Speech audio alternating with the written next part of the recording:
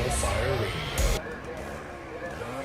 What's up, everybody? Welcome to another episode of The Size Up by National Fire Radio, where what you do off the job matters. And, I've been thinking about this like off the job thing and what it is I do and, how I do it. And look, I'm just going to say it flat out. This brings me joy. This part of my week, my day, however I record, whenever I record, is jumping on my laptop here in my little office in my corner of New Jersey. That is literally like one of the smallest corners of New Jersey ever. And meeting someone new and talking to them, sharing their stories, laughing with them, it brings me joy, right? And that's why I keep doing this. And I feel like in life, and if you're watching this on YouTube, you see me being totally Italian because I'm totally into this and using my hands. But in our span of life, we're chasing so many different things.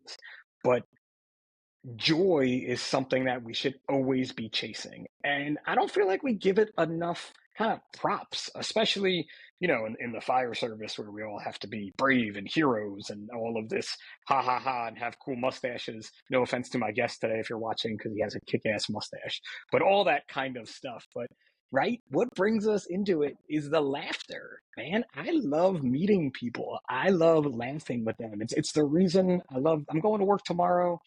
I can't wait. It's going to be a great shift with my crew and all the guys in my house. We have a couple things planned because we have one of our guys is getting promoted soon. I know we're just going to laugh. Like I'm going to be crying at work. Now that being said, I do want to get to my guest. There are some things I don't like about this, and I don't make any qualms about it. I hate posting my stuff on social media. Don't ask me why. I've been on social media now for 15 years. I've done all kinds of different stuff on it. I just hate doing it. I don't know what it is, why I hate doing it. I definitely make no qualms about hating editing videos and all the editing process. But sometimes we have to step out of that comfort zone to get the joy that we want. And my good buddy Lenny from Notorious Fire, shout out to Notorious Fire. If you're watching, I'm wearing his hoodie today, but he's actually doing the exact opposite. He likes to be behind the camera and is now wants to step out in front of it more and get into that uncomfortable zone to bring himself joy, which again is what this is really all about. So that's my rant on joy for the start of this today. And I think we are going to talk about some joy stuff with my guest today, who I'm really excited to have. It's his topic is like right in my zone, but not necessarily in my zone, I guess is a cool way to put it. But Justin from Hotshot Wellness, man, what is up today, brother? Going great, man. Just to speak to your point, I try to get joy in every morning. I got to see the sun. I got to walk around. Can't complain. Brings me joy just doing stuff like that. And now I get to go on a cool podcast and talk about something beautiful. Pretty stoked. See, totally different than the way I say it, and so much more beautifuler we will go with on that. But that sun concept, right? It's a little foreign to us here in New Jersey, I guess is a good way to put it. Even though we have amazing sunrises, I can go see them. I see them at my house all the time, actually. Believe it or not, I have a view of one of the most amazing New Jersey sunsets where the sky just changes color so much. But that joy of seeing the sun every day, we lose it here on the East Coast in the winter. Like I talked on another podcast, we had about a month of no sun, I felt like, in New Jersey. So when it comes back, man, that's something that's taken for granted, right? Totally. It's kind of I don't know what I would do if I lost it. To be honest, I've never had that. So I assume I'd have some hurdles to work through with my morning routine. Have to find some alternative source of light. You just stare into a light bulb for a little bit Yeah, and pretend exactly. it's the sun, Something. like I'm sure Huberman's got a hack for it. it's got to be out there, right? Yeah. Like I'm sure AI will tell you exactly how to do it. But it's really like an interesting topic too, and we did not plan on talking about this. But when you think of the folks who live in areas of the world where they don't have the sun for several months, and they do talk about serious seasonal depression and the different kind of things that they do, the bad habits that they get into in that time frame. And it goes along with kind of what you're doing here with Hotshot Wellness, I feel like, in a way. Yeah, absolutely. I feel very fortunate to be in a circumstance where my job is outside and I get to see the sun by nature every day. And there's a lot of professions in the like first responder, EMS, like whatever profession involved with public servitude, there's a lot of opportunities where maybe you don't get to see the sunlight, don't have like these basic daily things met, don't get opportunities to communicate with your loved ones. And we're going on a bit of a tangent here, but I feel very thankful that That's how it happens. Wildland has been able to offer me some really solid grounding activities, just being immersed in a nature setting, being able to move my body every day. It's quite the cool profession. I'm pretty lucky. I will say now, knowing a lot of wildland firefighters, and following a lot of different wildland firefighters on social media, listen, the work, I commend you all for the work you do. I cannot imagine doing any of that stuff, and we'll get into that later too. But, when you see those pictures of them on mountains and the sun rising or the sun setting or just the epic nature around you, and to know that you protected that nature. Yeah. Give me a little bit on that feeling before we're not even talking about you yet. Give me that feeling though. Yeah. Like, can you put that into words? Yeah, I kind of went into Wildland with a good approach of not knowing anything going into it as a rookie on a hotshot crew. I had no idea what I was getting into, the workload that was coming for me. I did all my due diligence to prepare my body to be as resilient in those scenarios as possible.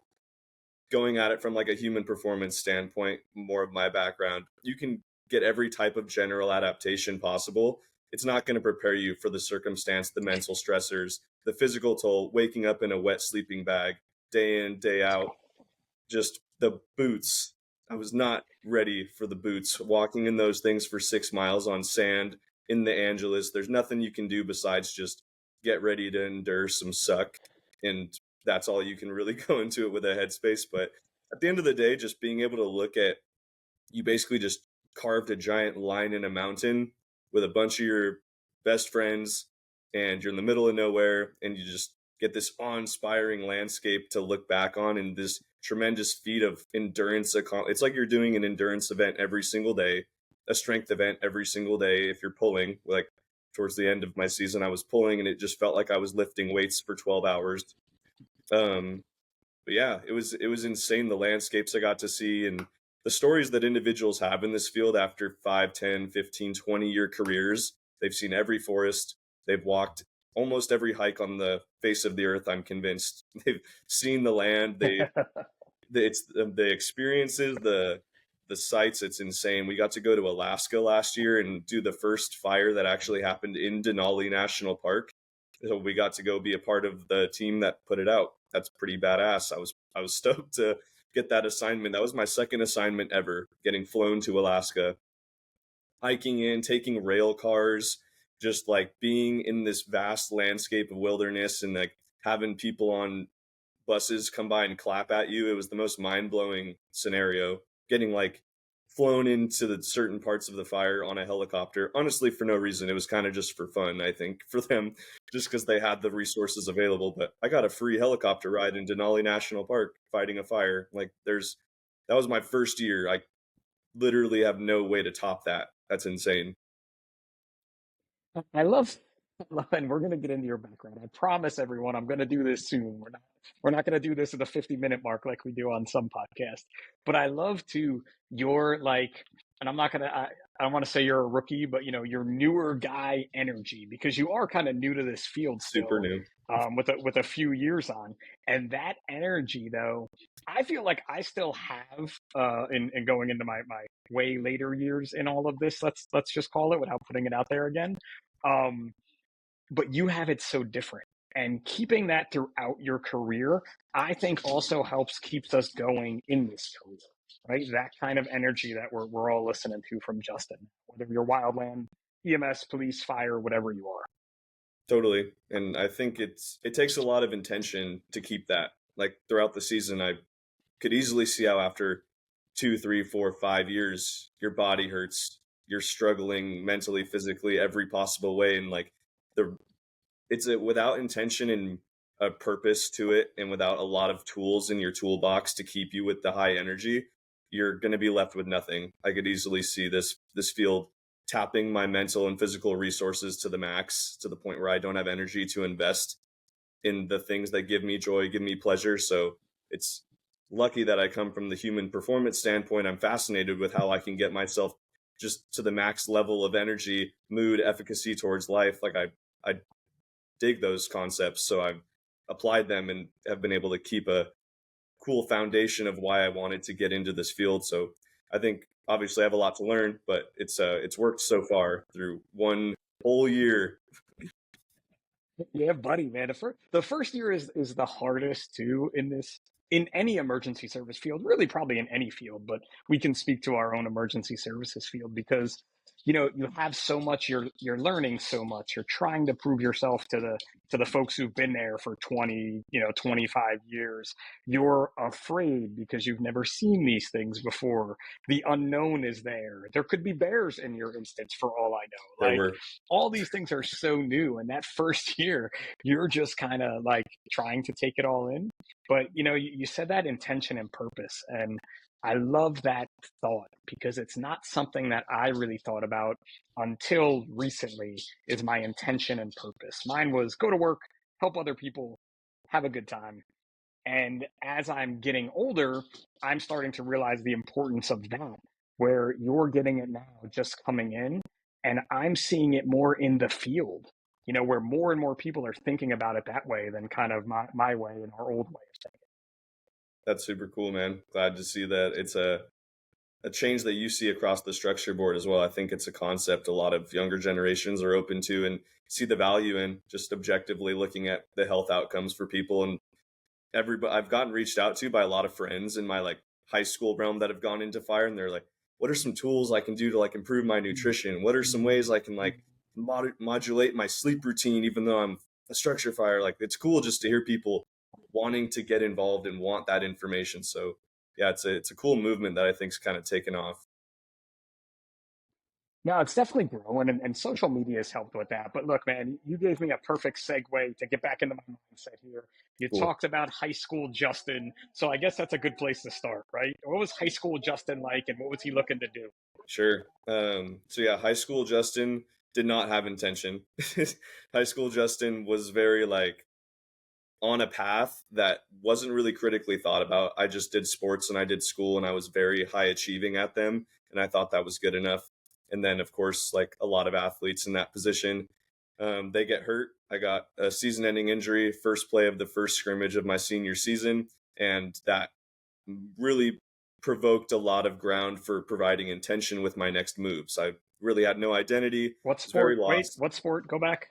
What Um, sport? I did I did football primarily, but I did like wrestling, track, basketball, pretty much like every type of sport I could get involved in that helped football. All your coaches just convincing you to do everything in the world to sell your body, sell your mind just for this one sport. And I followed through with it just like a lot of people. So I found myself in a situation where I was lost, had no idea what my next move was, kind of indirectly just went right into kinesiology because a lot of sport oriented people like the thought of being able to stay involved with a movement practice, some sort of setting that lets them stay involved in sports. But throughout my college years, I had kind of left that train of thought. I started working with Sports Academy, a high level performance facility. I was a strength and conditioning coach, and I really didn't find a ton of meaning after a few years just trying to get athletes to be 1% better than their genetic potential allows for, which is already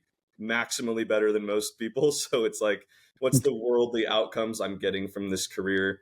I just felt a higher kind of calling and a purpose with the skills I was acquiring. So I got the chance to work with Ventura County Structure Department and do some of their training, their circuits, go to their towers, see how they train, and just do more of a human performance optimization in a tactical realm. And I dug the concept and kind of rolled with that going into my master's degree, where I had a lot of friends who were on hand crews, did wildland, kept giving me various sets of feedback that made me very curious about this population. Like just constantly hearing about hotshots, how they're endurance freaks, how they live off of energy drinks and no food, and they just like are now taking the trail run scene on and putting down 100 milers. Like just like, okay, human performance, kid in a candy box mind of my own. Like I need to get involved with this population, see what's up. So that was actually really hard. That was what made me want to do it even more. Nobody wanted to talk to me. No one gave a shit about what I was doing.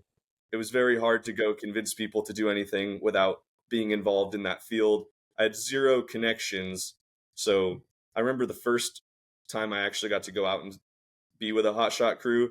I just took my JanSport backpack, went to their station in the middle of the Los Padres forest, stuffed it with stones, and just basically just wrecked myself to prove that like I'm down for it. I'm here to do what you guys do. I want to like invest in you. And that kind of approach works. They respected that. They appreciated that. And that's kind of just how I continued to roll with it through my academic career, just coming out, showing face, putting down hikes, showing them that I want to get in their terrain with the ecological variables in the heat, doing what they do, respect what they do. So that allowed me to be very successful on a small scale with my research, but I felt there would be a definite higher calling for me, and it's not going to be through academia. I needed to see the demands firsthand to really get the ultimate buy-in that I wanted from the population. So that led me back on the same path. But after my graduate program, I had gotten back from like a 5-month backpacking trip in Asia with no plan, no money, in LA, living like out of my car. I was like, okay, what do I do from here? How do I get my goals? And I just cold called every hotshot crew in California basically to let me come hike and interview with them. And the Golden Eagles answered that call. And I came out, threw down a pretty good PT performance and got myself an interview. And here we are today. It's like the best story to get you from one point to another that I feel like I've heard on the podcast.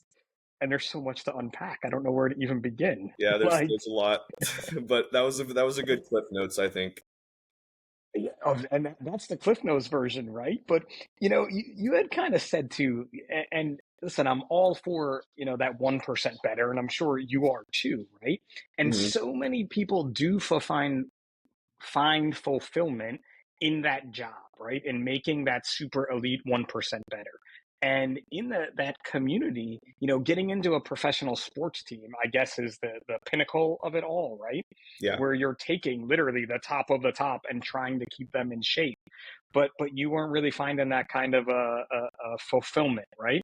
sure. There's the difference between what I do now versus the sport performance world is you're going for maximization versus optimization, which I find the optimization equation way more interesting because when I work with my crew and I give them any context for these things, I have to look at it as they're eating Pop Tarts and drinking bangs. Let's find a way to make them drink half the bangs and have whole grains in their breakfast. Like, I'm not thinking, okay, am I doing 6 versus 8 grams per kilogram of carbs per day to optimize the performance of this triathlete? Am I getting them in a red light sauna to do XYZ things that people believe in? Like, it's not these little crazy small details. It's like, let's get you off your phone at 8 p.m. instead of going on it until 12.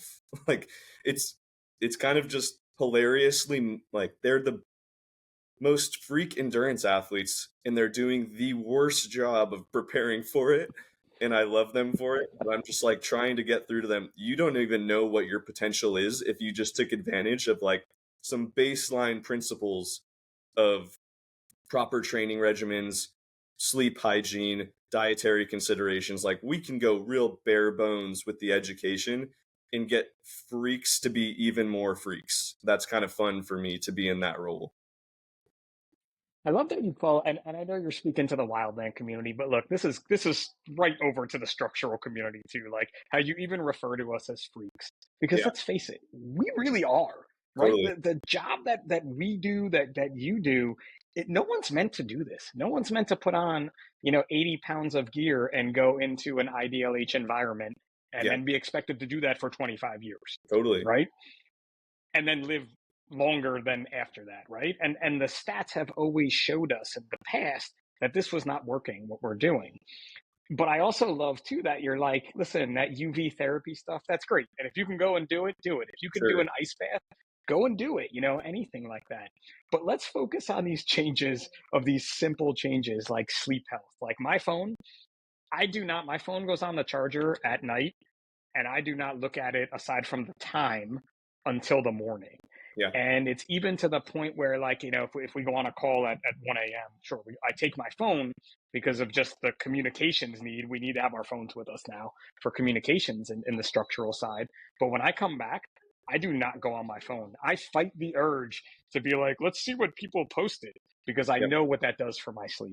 Yeah, totally. And I agree. I think deleting social medias across the board for me at 17 was a huge role player in me being able to get sleep. It didn't, because if you leave social media out of the equation, what do you have to do on your phone?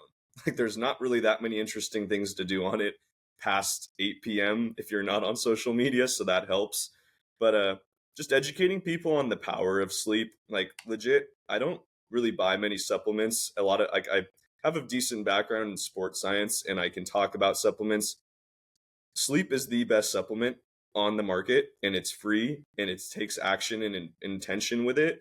But it's, in terms of mental and physical health, there's a non-negotiable. If you're not getting that like 7, 8, 9 hours of sleep a night, you're at a detriment. And of course, you talk to this population and myself, like, you have a volatile world you're accommodating, but empowering yourself with a dialogue of, I'm going to do what I can with what I have today and make sure I get the best sleep possible for the time being, that adds up over time. So you going and trying to buy hundreds of dollars worth of supplements, buying these massage guns that cost $300, like, all of these approaches to recovery are nothing compared to just optimizing and maximizing the sleep that you're getting.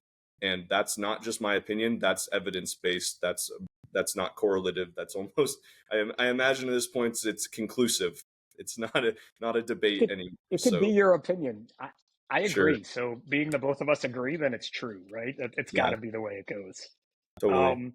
And I think about, and I never prioritize my sleep. When I, before getting into being a career firefighter, I worked EMS, and I was a night shift person. I was in Mm, my early 20s. My wife worked night shift in the ER. Our life was nights, like we were up until 3 a.m., 4 a.m. on our nights off, because that was just the way our cycle worked. I didn't mm, realize it was a cycle then. I just realized it was what worked. Um, then in my younger career as a firefighter, I didn't really prioritize sleep. But probably in the last 10 years, and starting to learn from folks like you and folks out there, I don't even like to nap during the day, because if I nap during the day, I don't get good sleep at night. yep. And That's the guys will be same like, for yeah, but me. what if we're going to be, right? What if we're going to be up all night tonight? Which could happen, right? We could be up all night tonight working. However, for me, the night before my shift, I try to go to bed even earlier. And I try to make that my best night's sleep in preparation for excuse the Game of Thrones pun, but the long night that could come the next night. So Yeah. so it's such an important thing, is prioritizing that sleep. Yeah, absolutely. And as great as naps are for cognitive performance in terms of the mental and physical longevity of yourself, naps are not going to be the right target. You aren't getting into the REM sleep, the deep sleep, the critical cycles of sleep that allow for these adaptations and overall just upkeep of these bodily systems. So getting the maximizing of your sleep in general throughout the night was my approach. And I did IFT pretty much just for fun, just to screw myself over with sleep schedules. And I found the same thing to be successful, of just not napping, not having any caffeine, building up that sleep currency for when I hit the bed, I can actually go do it. Of course, I'm going to get woken up because you're IFT and your life sucks and you're going to get 15 calls a day. But it's like, for IFT, if anybody's not familiar, it's interfacility transport. It's the worst types of jobs, I imagine, that most people talk about all the time. And it's great. And I had a good intention with it and it was for a purpose, but it was not exciting. It was very draining. I have a mad I respect for like it. anyone in the IFT field, mad respect to you. I love you for it. Not for me. I've never heard of it called IFT before. So 27 years ago, that's how I started in career EMS, was doing what you're calling IFT. Yeah. I will not use the inappropriate term that we used in 1998 Mm, for that job, because it's not appropriate in 2025 here to say that. sure. But we were the transport guys. Yeah. And the cool part about my transport job was we got to do backup 911. Mm, But there would be days where, like, they would be holding 911 calls, and they'd be like, no, you have a transport in 15 minutes. You got to go on that transport. Yep. We'll hold the 911 call. We're like, but we're around the corner. We can go. No. Yeah. So IFT, I like it. Go for the interfacility transport, folks. Now in your acronym of IFTing, keep it up. Yeah, man. That actually, there was one fun moment in that entire 3 month span where we got a stroke code and we were like, we're actually making a difference. Turn on the lights. Let's go. Like, it was the most, like, that's what kind of made me like, okay, maybe there's something to this. Maybe 911 would be kind of cool, just because we actually felt like we were going to make a difference in that person's day that day versus like the 2 months prior. It was very like, I've seen you 8 times and you're just using this as an Uber. Like, so Well, that's 911 too in some instances. So, sure. we can't take that end of it away too, but Yeah. definitely, interfacility transporting is very monotonous. But for me too, it was a great introduction into career EMS and the career service. And I honestly think that for an EMT, and now we're totally in a different world here, but Sure. for an EMT, right, that's a great kind of entry. You take EMT class, then you do interfacility transport, maybe some backup 911 here or there, then move into a 911 truck because you're getting all that experience and you're getting the time with the patient, where you kind of have to talk to them. If you're not a Yeah. talker, you're just going to stare at somebody in the back of an ambulance for no reason whatsoever, which is totally weird. So you get those interpersonal skills. And I feel like my transport days really helped me kind of grow into going on to the emergency side of things. But that's a topic for a whole different podcast. I agree 100%. I think that's an amazing route for a lot of individuals because I saw within, like, I had pretty good interpersonal skills, communication skills, and that's because of my own background in strength and conditioning and coaching. But that's a beautiful environment for you to start just practicing talking to people when you like are in those awkward scenarios, but also like building up all the skills of like understanding the hospital scene. Navigating hospitals was so unique to me. I had zero background in this field at all, so that was like those 3 months would have been crucial. If I wanted to go 911, I would have been in such a deficit without those entry level exposures and opportunities to see what the transfer scene is like, what just the job entails, the paperwork. So yeah, not talking shit on it. It's a great opportunity to bridge the gap. We'll still go, like, because I have two hospitals where I work, and we'll go there on alarms, and guys are always like, dude, do you know where you're going from when you worked here? And I'm like, no, man, you're in a hospital. You Yeah, follow the signs. Like, it says 5 North. Keep following the sign for 5 North. It'll eventually take us there. yeah. Totally learned in the interfacility transport.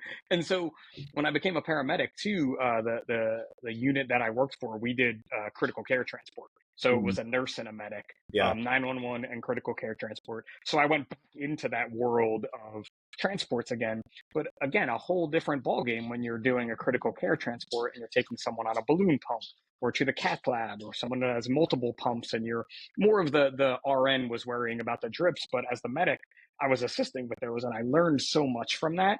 And again, it gave you that appreciation of the hospital system and the medical system as a whole.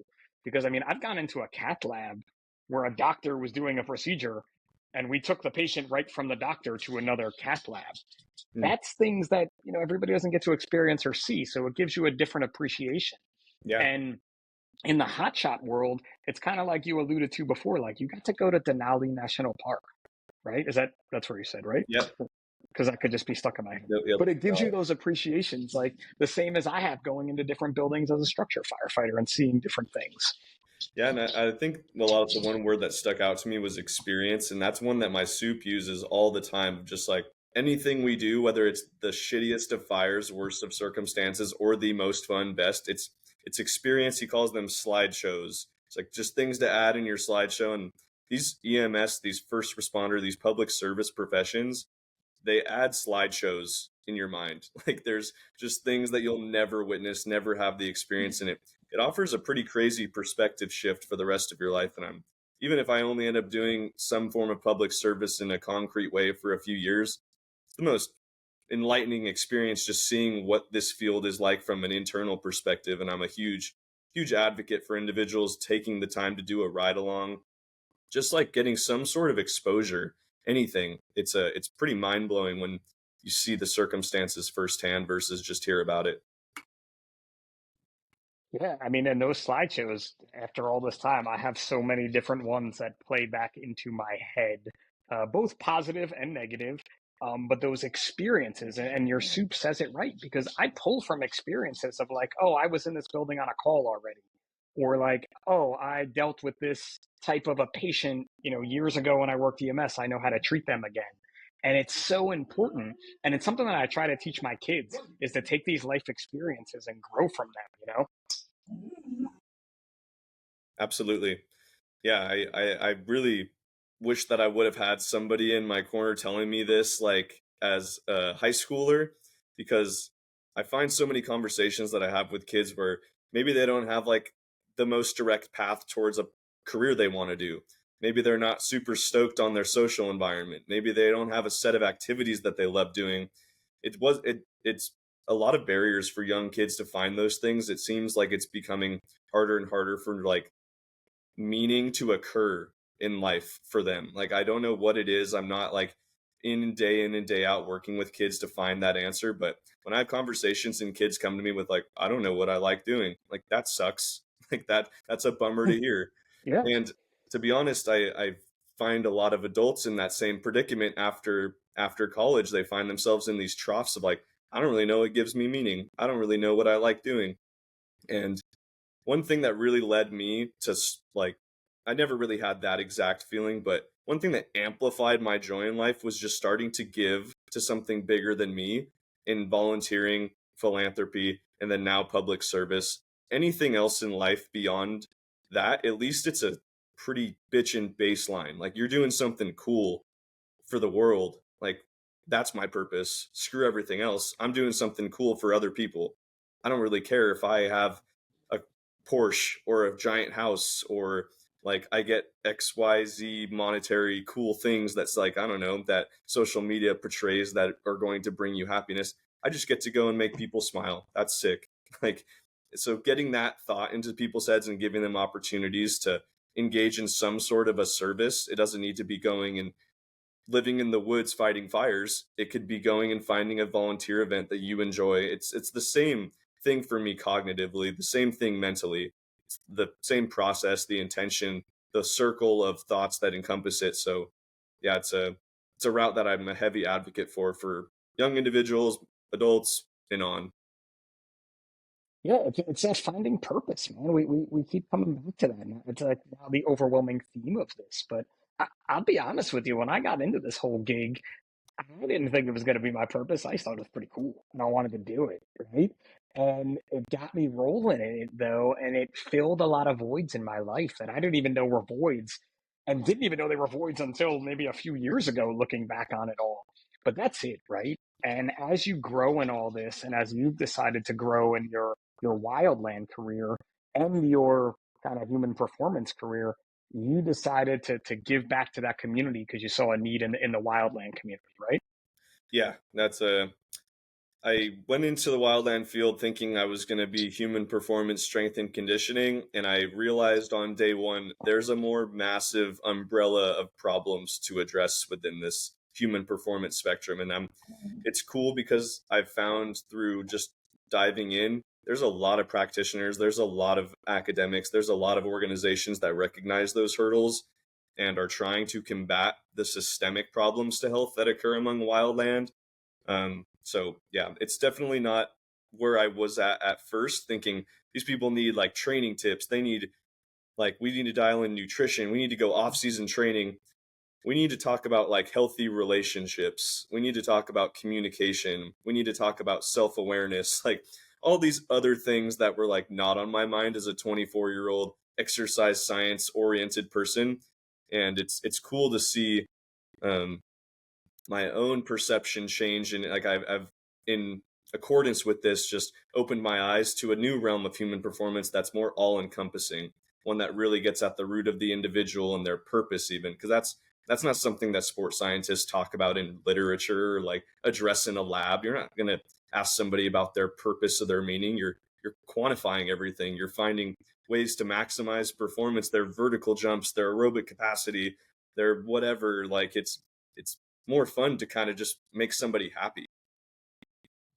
Yeah, and you can do that through fitness in a way Sure. too, right? Where like that, those are things that make you happy. But I totally am relating to you, and this is totally an unplanned podcast to go this route because I had no idea Justin was going to tell me these things today. And I swear there's no like secret formula to this. But listen, we started 555 Fitness, Larry and I, a long time ago, let's just say, like, God, I'm going to get the years wrong, but probably 13, 14 years ago now, I would say. And we were like, you need to be fit to do this job. And CrossFit is cool. We like to do CrossFit. Let's do something like CrossFit and let's get firefighters fit. Let's give them equipment. Okay, bam, we started a not for profit grant program, went out there. I say this all the time. Had you told me I would be talking to people about relationships, about sleep health, about the mental barriers to fitness, the physical barriers to fitness, all these things that you just mentioned, when all I wanted to do was get people to work out because I thought that was all that was important. No way, shape, or form to get me to this point. And I've learned so much on that journey about myself and about others that I just want to keep helping others in the way you are. Yeah, that's beautiful, man. Super cool. Yeah, I've very thankful that there's organizations that are just keep that I keep learning about doing such cool things, and it's a fun community I've been able to come in contact with. It's really cool. I actually, to your point, I really haven't looked up much about the podcaster organization specifically, so it's just as much cool for me to kind of learn all this on the fly. Well, it's interesting, right? Because if you looked up 555, you'd be like, they haven't posted in like a year and a half Mm, because we just decided that what we were doing got us to a point that we were happy with, and not that we're ever going to go away, but we don't really know how we want to move the ball forward right now. And it's okay because all these other organizations like yours are popping up and kind of taking that mantle and doing it with fresh, younger eyes, I'll say, because you're a bit younger than I am. And I love it. I love that this is all kind of happening. And to say that we played a small part in getting everybody to this point is enough for me to be like, tell me what you got going on with Hotshot Wellness and how that came around. yeah, totally. I'd love to dive into it. So after the season, I just started posting stuff on my Instagram. I just made one to kind of post fitness and performance related content, just make reels, informative posts, just different like things that people could take advantage of with their off season training. And in the same light, Hotshot Wellness used to be an Instagram page where Jason Leeper, the founder, who's now a partner with me in Hotshot Wellness, and he was having people, different fitness type of personnel and professionals, post content related to wildland specific circumstances, things for that population in particular. So it was just a fitness account for wildland people. And we both had a meeting. He reached out to me, saw what I was doing, similar missions, and we came to the grand conclusion that what we were doing was simply just not going to lead to the outcomes we were hoping for with the population. And that grew the idea of turning it into a nonprofit, where our first initiative was the Wildland Wellness Summit, to create an environment where we get all of these minds together, these academics, these superintendents, these agencies doing health and wellness products and services, wildland firefighters, mental health practitioners. We ended up concocting probably like the best minds surrounding wildland oriented thinking in these fields, and put them all in the same Zoom platform. And we had like no money. All the things we were doing, we were just kind of like, we have this sick idea. We would love for you to be there. This is our cause. Like we're doing, like, we had a pretty dialed approach to it to get people to do it for free. Like it was kind of um, very lucky for us. We went about it in a very structured and mission oriented way, and I think just convinced people through authenticity and passion to do it for us, because these speakers were like amazing individuals. Like Brent Ruby, probably one of the most like well recognized figures in research for wildland firefighters. Ben Strawn, he's superintendent of El Dorado Hotshots, massive figure in public health for wildland. And the list just could keep going on and on. Amanda Marsh, Eric Marsh Foundation. Like we had home run hitters, and it was a sick turnout. Like it was all these things that we were able to have, the conversations. It was pretty mind blowing to see it all come together. And we recorded all of them. They're on our website for wildland firefighters to view at their disposal for free. So that was like our first success of an event. And since then, we've developed several other initiatives, but that's kind of like the introduction to our foundation. Instagram pages turned nonprofit organization. Let's just start putting these conversations together and getting the information out. Yeah, so that I'd seen a lot of conferences and summits within the tactical realm kind of emerge as I was going through my like academic career, like going to conferences, seeing all these things happen. And it was always on my mind that there was never one that I found that was oriented specific for wildland, that took advantage of the mental health practitioners, the strength and conditioning coaches, the researchers that are all oriented towards this field. So that was like the original idea of, we need to create an event where we get these minds together in one spot, putting out content for individuals to take home, providing them with actionable tools, things they can implement, exposing resources that are out there, kind of just like the highlights of what people in wildland have at their disposal, and prompt that kind of thought going forward of, man, there's actually a lot of cool people. There's a lot of minds that are out there investing in this field, trying to understand the demands, the barriers to mental and physical health, and the just there's a network that is working on these things in general. I think that probably went a long way just for people to see that there are eyes on them, because in wildland, it's a lot of people don't even really know what you do, what the job is like. They don't see you in a day in day out basis. So for a lot of these individuals, it was probably their first time even realizing there's a lab that works on wildland physiology. I didn't even know that happened. There's a mental health practitioner that goes to CISM trainings and spends her time working with wildland firefighters in the off season. Like, it probably was like the first time some individuals had heard that these services, these individuals actually exist. So it was a moral victory as well as a really cool, tangible tool for individuals to go to our website and view these lectures for free that they can take with them. Amazing nutrition lectures, Megan Lautz and Heidi Brackenbush. If anybody's interested in wildland, like enhancing their fueling, their hydration, their strategies on like store stops, there were some really cool actionable things that took place in those lectures. So I've already distributed those to, I get endless amounts of dumb TikToks sent to me from guys on my crew. Everybody on my crew knows who does it. I get them like once a week and I'm like, stop sending me this. Here's a lecture. Go educate yourself. Like, that's all I have to do now. I'm like, this is awesome. Stop sending me TikToks. Here's Heidi's lecture. You watch it and let me know. So by dumb TikToks from your crew, you're saying like, people like, maybe like an Insta famous coach saying you should drink 90 glasses of water a day. Sure.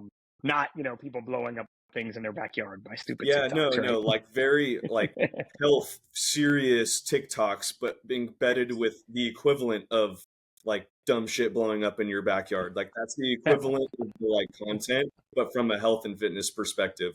Like, I understand. yeah. And I do understand I don't that. want to go down that rabbit hole because it'll just be me being very pessimistic and negative. So yeah, But listen, the better part about it is, and to all those folks out there providing fitness tips on Insta and TikTok, keep at it. Everybody needs you out there because you're doing stuff, right? You're I doing did it. something. That was But part of my mission. right? It's just about how you go about it. It's the dialogue. Yep. If you're, it really comes down to that, because if you like, everybody has their own approach and their voice. I'm not shit talking anybody in the field of like social media administration of these concepts. It's a beautiful tool, but it's like the wording that you use has a huge impact on how these individuals perceive your information, and you have to acknowledge that. If you're going about it in pure bias and you're saying like, this is the way, this is the ultimate route, you have to do this, like, automatically in my mind I'm like, you've never taken a research class. Like, you've never applied yourself and looked at an article, and you've never had that background. Because if there's the top leading researchers who've dedicated 30 years of their life to a niche topic this tiny big, and they're like, yeah, I don't know much about it yet, like, we still have a lot to discover about the microbiome. We don't know exactly what a healthy gut microbiome looks like. And that 30-year PhD lab head is saying that, what the fuck right do you have to say that you know what the microbiome is? You know what foods are going to constitute a healthy one? Like, just outlandish. So that's my spiel. Because you could look good on social media saying, if you use this product Yeah, every day for the next 30 days, it's going to blah blah blah. Right? That's what it comes down to. totally. Okay, Yeah, new rabbit hole. Who knew me and the wildland guy were going to go down all these crazy rabbit holes of yeah. internet fitness and Gut transport microbiome. Who would EMS have and thought? microbe? Who would have thunk it from a wildland dude and a structural dude, right? But Yeah. listen, you got that content out there, right? And I did watch some of the lectures. Obviously, I watched Amanda's lecture, being her friend for a long time, and it Mm. is really good information. And the way you put it out there is in such a like non what's the word I want to use here?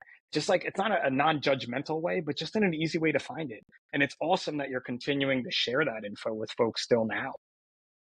Yeah, we're really happy with the online format, and that's kind of like the what we were hoping would come out of it, if people just continually distributing it and utilizing the resources. Because doing it in person and having hundreds of people show up, that's cool, that's one thing, but there's 40,000 wildland folks that need to see it. So making it free, zero cost was our ultimate mission, so that people could have it at their disposal and use it as a resource. So that was one victory for us, and we want to do that every year: new summits, new speakers, new topics. But we've developed a lot of other initiatives that we're really stoked on, like the surf therapy one. We've changed our initiative to be the Wildland Resilience Adventure Program, so it's more encompassing of adventure-based recreational activities with mental health practitioner-led sessions, conversations, tools, things like that. So kind of like the hook being, people like doing things outdoors in this field. Let's get them out there doing some fun stuff. And we'll embed it with a combination of a trustworthy environment, people that resonate with them, understand their circumstances, have like-minded livelihoods and scenarios, and get them talking, opening up, having cool, like, productive conversations, and letting people just remove the things that maybe they're just keeping within them because they think they're a burden to bring them up. So that's kind of the principle of the surf therapy events that I used to do all the time with the Jimmy Miller Foundation. That was the principle that I saw, and we worked with structure, police, military veterans. And it was super cool. It was amazing to see these individuals come out to these environments and expose things they haven't talked about for decades. People crying, people laughing, people standing on surfboards, getting out in the ocean. There was something I just loved about it, and I'm really stoked to bring it to the wildland community, because it's proved really vital for some individuals, and I've seen it firsthand. It's got tremendous value.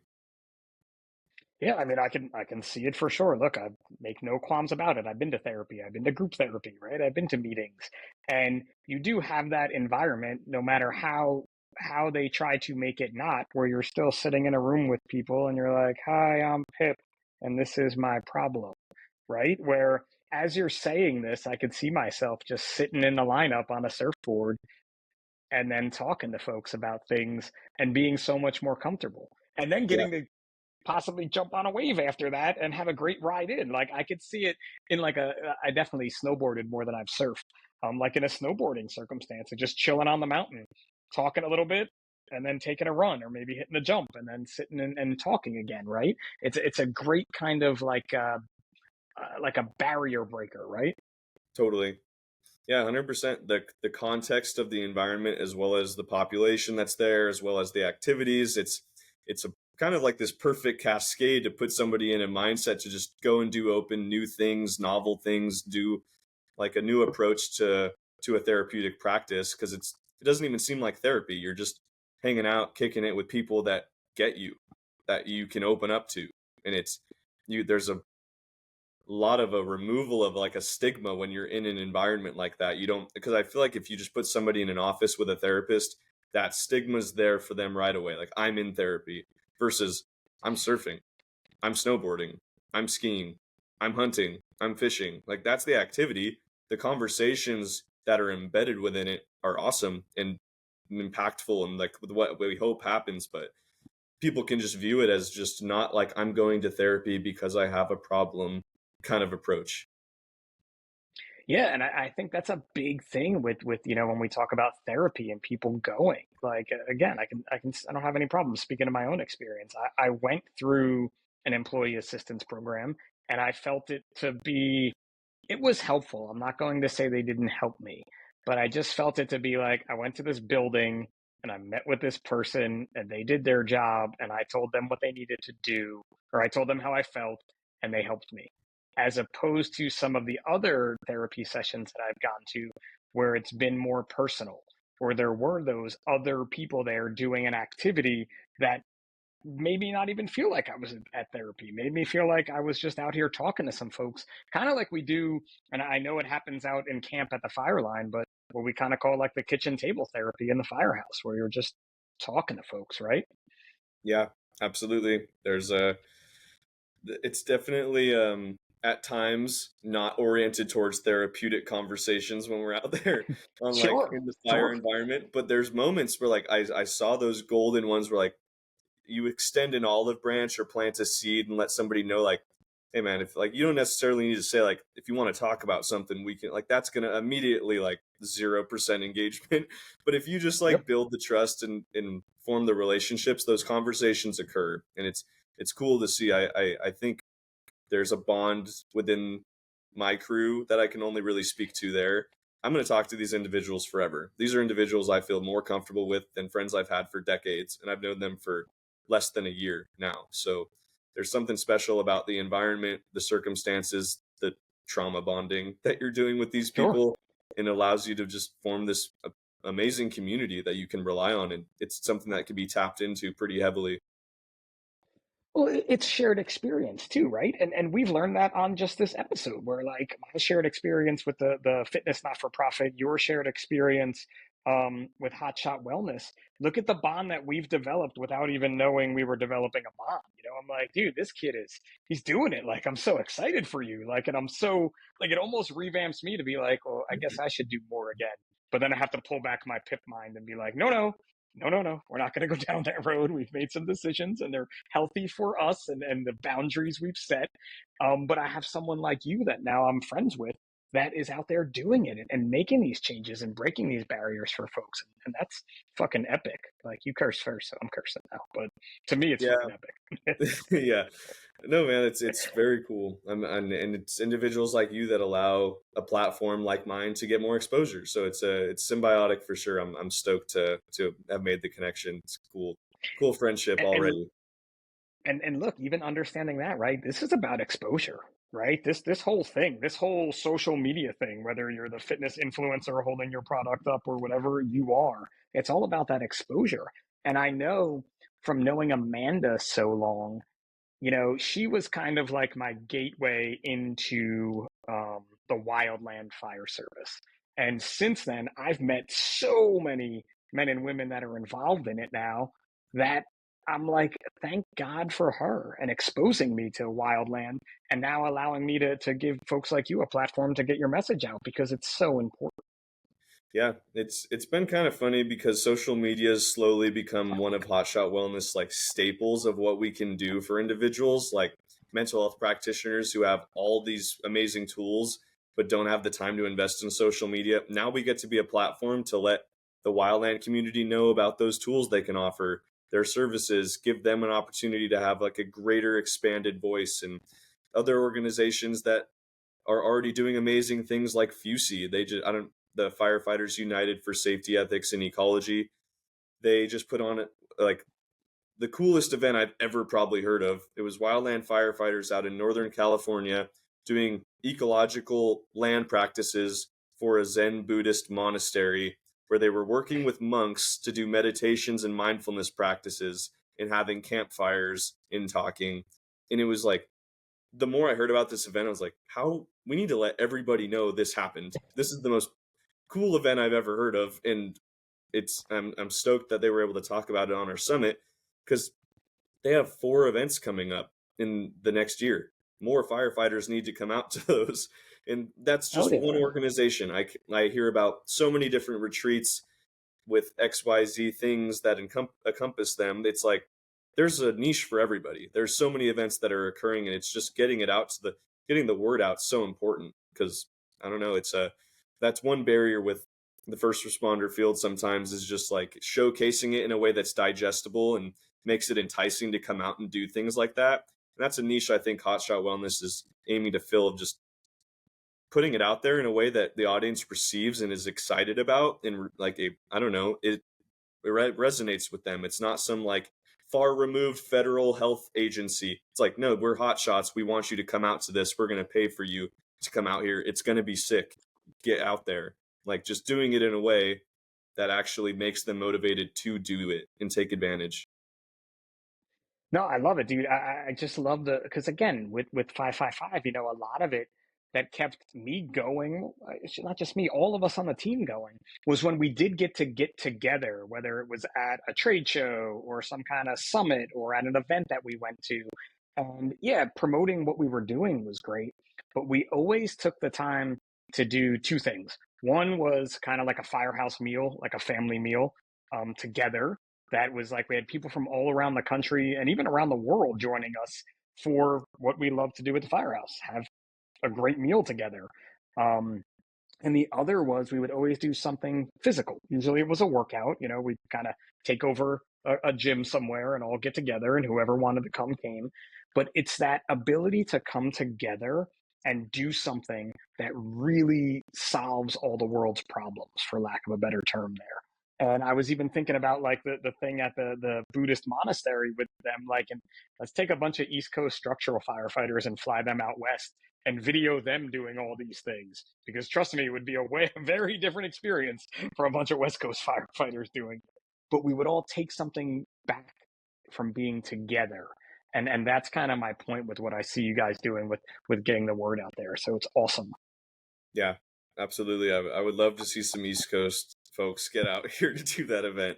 But yeah, I think the community is really at the foundation. Like we have initiatives, things we want to do, services to provide, but overall, I think we've gotten a lot of just positive reception from folks seeing the efforts we're doing and the voice in the community, just being appreciative that like we're putting efforts to bring people together, to be of service, to shed light on these issues and be there for each other, be there for the brothers and sisters that we surround ourselves with. So whether we do one initiative a year or 10 initiatives a year, it's been a cool voice just to come in contact with these wildland individuals who see the good in the voice and like the desire to create a positive for the community. I think that's just a huge morale boost in itself, and it's made a big difference for some people.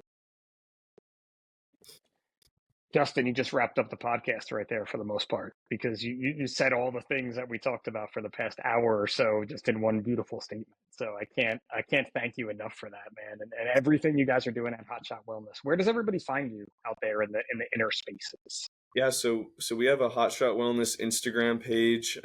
We have a link tree that I'm going to send Pip, and he can distribute that in however way he sees fit. With it, gives you our website, the link to our wellness summit, our Instagram, and various our LinkedIn, our Facebook, whatever. So it's like one link that gets everywhere. But if you're interested The in getting magic of involved, Linktree. yeah. It's a cool tool that Jason put together. He's our social media guru. He's our like online presence dude. So yeah, thankful for him putting that link tree together. It makes it super easy. But yeah, we have a lot of upcoming initiatives and fundraisers, and we're stoked on the things that are going to keep popping up. So just stay tuned from the Instagram if you want. It's probably the easiest platform for people to stay tuned on and see on a regular basis. So if you don't like that, check out the website. Awesome. And, I did want to, there's something really cool on the website, and we can, I never can end a podcast here, and I totally forgot to bring it up, but the open letter area of Mm. your website, I checked that out a bit, and I really like the fact that, you give folks that opportunity to just kind of write a letter, right? I mean, it's kind of easy. Yeah, it's I hope turns into something super diverse because it just having an open letter concept for anybody to talk about anything. Wildland people are the most interesting people I've ever met in my life, and I can't wait to see more letters to come about. But it's a it's cool. It's fun to give people a voice, and I think it's interactive. Like it creates this community where like we're not removed. We're you. Like I'm in the field and I'm on a fire with you. We have stories, we have backgrounds. Bring it to the table. Here's an open format for us all to put out some cool things that mean a lot to us. And I think everybody that reads any letter has a lot they can resonate with. And the letters have been beautiful so far. I've been stoked reading them. So that's another one. If you're we're catering it more towards the wildland population, but feel free to send that open letter over to us if you got experience, if you're a family member of a wildland person, if you have a theme that resonates. Like we're not super exclusive about it, it's just that's the population we're going after. But it's a check out the open letter series for sure. There's some cool letters on there. Yes, there are. I can say that. I read a few earlier this morning when I was diving into it and was like, this is really a cool concept. And then my brain is already like 8 miles down the road with things you could eventually do with them and more people doing them and just all these different Sure. things. But enough about that, man. Let's get into the size up 10. This should be a fun one, I think, Sweet. for you. I feel like it's always fun, but I should be a good one. Let's just see what the little man wants here. Okay, no problem. All right, here we go. Number one, beach or mountains? Beach, just because of surfing. I Fair have enough. it. I I'll have. take it. I can't leave it. I gotta have it. It's my best form of meditation I can take advantage of. But yeah, that's a real tough one. I figured it would be for you, but I'll take it. I do usually when I have someone from California, they're like, look, I look to my right and I have the beach. I look to my left and I have the mountains. So I'm good. I'll take them both. Yeah, yeah. I'd be fine with either. But yeah, beach. I have to go. Hard answer. 100%. All right, number two, a night out or a night in?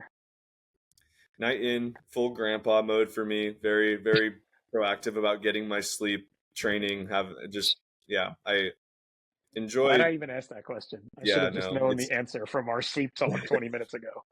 yeah. How Not about a drinking movie? for not drinking definitely limits your opinion of going out. As soon as you stop drinking, going out seems less fun. It definitely does. I've been down that road before, for sure.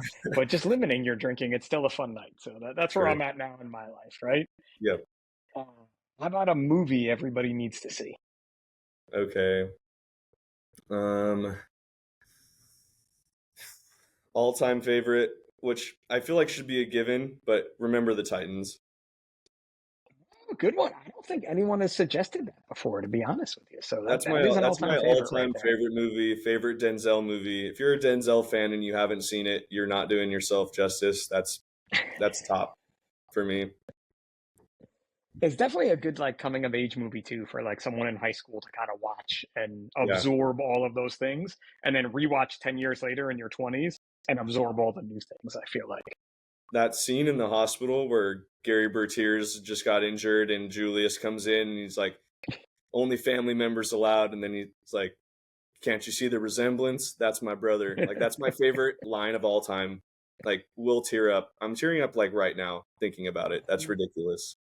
Powerful. It's not ridiculous. It's good stuff, man. That's a Yeah. classic movie right there. Well, then I may have the, well, maybe I don't, but you're on a cross country road trip. Who is your celebrity co pilot? They can be living or dead. Mm, living or dead. Jim Morrison from The Doors. Very cool, bro. First person to pick him You, for sure. Definitely an interesting have you dude. seen the Doors documentary? Like the one that's like Yes. set in Venice. Oh, dude, just I want to talk to that guy. Like a master of poetry. What a unique mind. I mean, him or Bob Dylan. It's up in the air because both would be A new kind of Bob like Dylan documentary about to come out, actually, or yeah, yeah, docudrama, whatever they're called. yep. So I'm that was sure if actually I gave it filmed in New Jersey. nice. Yeah, no, I still haven't seen it. I need to. It's $25 on Prime, and I'm not doing that, so I'm gonna wait. Me neither. I'm waiting. It'll be free eventually. Like, don't Yeah, worry, I'm cheap too. exactly. Like, it'll eventually. I can hold out. I can hold out. Do you make your bed every day? Yep. Morning master of the morning routine right here. For the podcast, wake up, make the bed, make tea, get the sunlight, go on a walk, cold shower, podcast, like that. Like no questions asked. That was what was going to happen. Very like my morning sets the tone for my performance for the day, so I'm very particular about it. Love it, man. That is. I'm not that particular, but I am regimented with it, but not that I particular. don't get to be particular half the year during Wildland, so I do it now. True, that is true. Yeah, I feel like I don't get to be particular any days just because of life in general, but we're getting there. We're getting there. How about a book everyone needs to read? It's a good question. It's okay. Altruism, The Science and Psychology of Kindness by Matthew Ricard is my all-time more I give a different answer kind of depending. I just kind of like expose every book that I like. I haven't said this one yet. It's long. I actually found this book in a bookstore in Thailand by accident. Didn't even know what I was getting into, and it turned into my like most pivotal turning point of a book for my life, because I went from very Western, rational, pessimistic, very Nietzsche philosophy oriented, like super, let's like talk about the negatives in the world, versus altruism by this Zen, it's this neuroscientist turned monk. And it was a super cool mind to put these concepts in, and it made my entire view for the next 3 years. That's led me to be where I am today. I think that book started it, to be honest. So that was a pivotal book for me. It's a huge, Go with the hard title. read. Go with the title again. Altruism, the Science and Psychology of Kindness. And he did say, folks, it is a huge read, so be prepared for that. It's like a kind of read where 20 pages in you need to stop and think about it, kind of thing. So that was a multi-month book for me. Make your brain hurt type book. But sometimes those are the best ones, so you It have to was always think sweet. about that, right? Yep.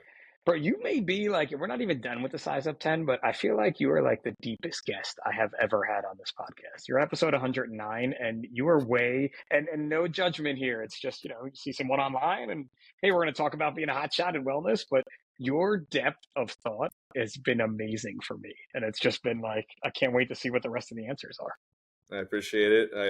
That's a huge accolade. 109 guests. I'll take the accolade. That's pretty cool. You're up there. I can't, maybe the most, maybe not. I'm not, because, someone's listening and they'll be like, bro, come on, man. You didn't hear my episode? I picked Green Eggs and Ham. Like, I that was the know. best book Yeah, I don't want to ever. do a disservice to some of the sick speakers you've had on before, but I'm glad to be in the category nonetheless. You're up there, my friend. You're up there. Okay, a couple more questions here. Highways or back roads? Which one are you taking? Back roads. I'm living out here on an Indian reservation, and I'm digging the scene. Away, far Nice. removed from the city. It's a cool. I've never had it before. I've always been like in pretty decent sized cities with a lot of like infrastructure and buildings and highways. So just seeing a lot of like no home type of towns. Like there's only a few homes around, and like it's peaceful. I hear more birds chirping than people. It's pretty nice. So I'm more of a fan of the back road scene right now. Nice. I love it. How about a bucket list place you would like to visit? Let's see. I just knocked off a few on my last trip, so I got to rethink what's next. New Zealand.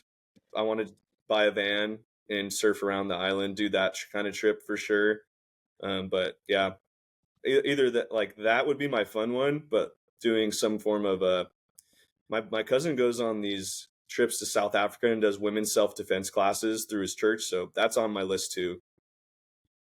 Yes, Those South are the Africa is next. definitely on my list. So New Zealand as well, but I think South Africa. I was just in Australia, so I think now we have to go Nice. someplace a little bit different way to go. Yeah, So you don't want South to. You Africa is coming up. that's a long flight. I wouldn't want to go back again. Not for a while. That's what I said. I'm Yeah. like, definitely not for a while. All right, which one? This answer is already done, man. I don't even know why I'm asking it. Is it football or football for you? Football, but I honestly Yep, don't even watch 100%. football anymore. I've like disassociated myself from that phase of life almost completely. It's kind of funny. I like tell people I did football, and they're like, "What?" I used to be like 230 pounds, like power cleaning 295, like corn fed looking dude, and now very much not. So yeah, very not football oriented in my way of life anymore. It's hard to be that corn shed looking dude on the fire line, as my buddy from the world's strongest firefighter, and now his name is totally out of my brain, but he's like, yeah, it's always harder to be the big guy on the fire line. Yeah, no, it wouldn't do me any service in this job, to be honest. I've seen people that are 130 pounds that do it better than 200 plus. So yeah, the weight doesn't help you to an extent. No, definitely not, especially not in the boots like you talked about No, before. It's just more weight pounding on those boots. no, yeah, and you add a 60, 70 pound load on your back. It's not not feeling too good walking up that hill. Too, and you mentioned the boots, and I kind of wanted to throw that in there real quick, but I never thought about that. Like that, you guys are out there in probably some uncomfortable boots for a very long amount of time. Well, I'll tell you what, it makes you feel very stable on a cliff. You feel like you're a ram. Like this is what the boots are. Like you feel like you're wearing hooves, but until that point when you're working on these cliffs doing manual labor, the hiking is I couldn't feel my toes the whole season, and like blisters blisters to the max. I also was like dumb, and they told me you should get custom fitted boots, and I got the cheapest pair of boots because that's the person that I've come to be of Sure. just I'm gonna get a deal in like whatever. Um, so yeah, I bought the worst, most sustainable boots, like the worst feeling but best for longevity. So that's the route that I chose for myself. Everybody learns lessons when they're rookies, so there you go. I You learned probably it learned an important one. first fire on the Angeles in 100 degrees, walking 6 miles through sand. I learned it. Good for you. I'm proud. I'm sure your soup is proud too. All right, last one here, and this again, this is my whole podcast, our whole podcast together. But give me the best advice you could give to your younger self. The best advice I could give to my younger self is to find happiness through things outside of yourself first. Because I feel like as a kid, I was searching for accolades, external motivations, kind of always getting the wrong approach to how to go about finding peace and happiness in my life. And it's because I feel like a lot of people search for that through building themselves up, finding the most monetary success for them, having the most happiness brought to them, the cars, the accolades, the accomplishments. And the sooner that I got out of that headspace and started directing my intention towards benefiting others, it amplified my internal happiness beyond belief. So I would it provoke that thought in my younger self, but also just encourage them to take part in something that involves the act of giving back, kind of like a concept we've already alluded to a bit, but that's something that I think I've seen younger kids get involved with the organizations that I work for and volunteer with. They're light years ahead of where I was at 16. They're talking about concepts that were not even on the radar for me. So like it's I've met some of the most cool kids doing these volunteer events and seeing young individuals take part in them. So I think that's a huge, easy to implement tool right there for a 16, 17, 18-year old. You have no life responsibilities yet. You have no concerns. Go help some other people. You have time for it. And that's it, right? Because I can speak to just as well as you did with my own life and then giving back to others within our community. And when I look at it in my younger days, I look at it like I was always doing it to check the box, right? Because, oh, you have to have this many volunteer hours to graduate. All right, let me check that box. And I did it and I thought, oh, I did great. I helped some people. But when you're really getting into it and you see someone like yourself as a mentor who's older and telling you these things and not just telling you them, but also they're doing it with you, you can really pick up a lot from that. And I think that's the best part about our community and the communities that, you're growing even further right now. And I love it, man. Yeah, 100%. I think the mentorship side of things is been pretty cool for me, and I've gotten a ton from it and come in contact with some of the most cool individuals for relative to me. I don't know if you know Matt Domniachich or John Do not. Connor. Maybe like they're on the West Coast or not, but those are two guests I'm going to recommend highly. Those are my like two go-to mentors in the fire world, EMS world, first responder world, and I owe so much to them. And I'd love to be able to give that kind of gift back to a young kid looking for guidance, looking for just some sort of thought-provoking item that elevates themselves and how they see the world, how they view their purpose. Awesome, man. Well, listen, Justin, I can't appreciate you coming on today and talking about Hotshot Wellness and all the cool things you do. And I've learned so much just about the wildland world that I didn't even know before or even consider. So I can't thank you enough for that. As always, I can't thank everyone out there enough for listening each and every week. And just like Justin did right there, suggesting some guests to me. If you would like to come on the Size Up by National Fire Radio, or you know someone that is out there just doing it, for lack of a better term, right? Becoming a better person each day, that 1% better that we sort of maybe bashed a little bit in the ultra fitness world. But when it comes to the overall world, I do think we've proven that if each day you live your life trying to become 1% better, you're going to be a better person for it, especially by giving back. So if you have someone you want to suggest, reach out to me on Instagram, whether it's at 555pip or at the size up, and we'll get them on because that's how we get to share stories and things, right? So thanks for tuning in for the Size Up by National Fire Radio. This is Pip, and remember, what you do off the job matters.